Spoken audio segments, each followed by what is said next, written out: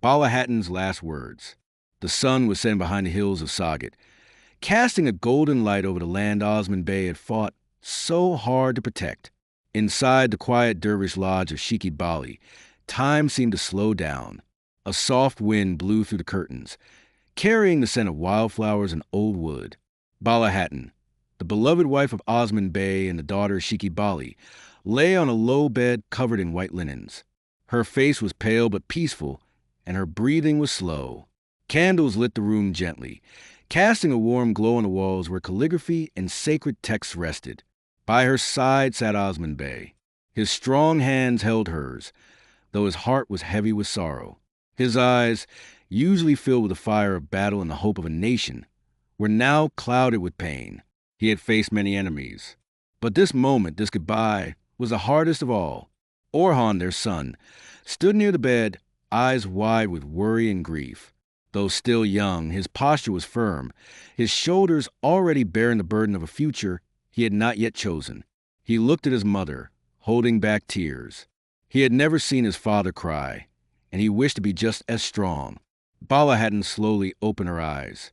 She smiled weakly, looking first at Osman, then at Orhan. Her voice was soft, but her words were strong. "My Osman, you have given everything to this cause. And you, my son," she looked at Orhan, "you are the light that will carry our dreams forward."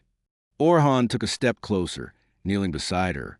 "Mother, please don't leave us," he whispered. She reached out and touched his face gently. "My dear boy, this world is not our forever home. But what we leave behind, that is what matters. You must be just, you must be brave, and never forget who you are or why we fight."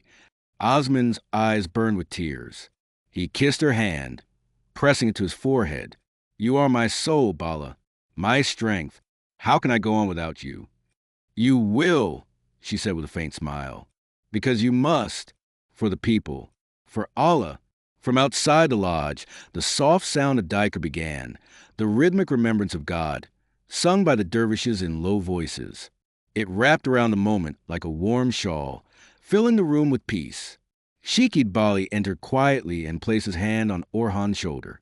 "Your mother's journey is almost complete. Let her go with prayers, not with pain."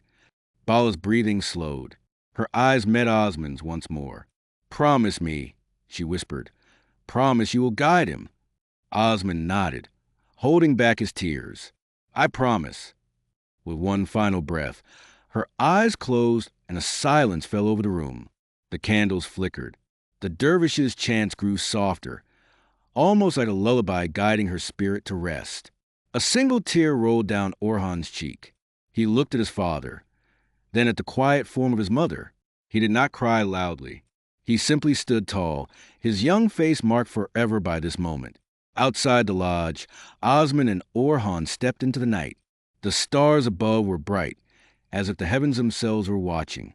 Osman placed a hand on Orhan's shoulder. "You will be a great leader," he said. "Your mother believed in you. So must you." Orhan looked at the horizon, the place where sky touched earth. He imagined a land where justice, faith, and strength guided every step, a land his father dreamed of and his mother prayed for. That night, as the people of the tribe lit lamps in her honor, Bala Hatun's memory lived on in every flame. Her wisdom, her love, and her courage would guide Orhan and generations to come. The woman who had stood beside the founder of a great empire was gone, but her spirit had become part of its very foundation. And so began a new chapter, one of duty, of sacrifice, and a hope, carried forward by a boy who would become a man, and a man who would lead an empire.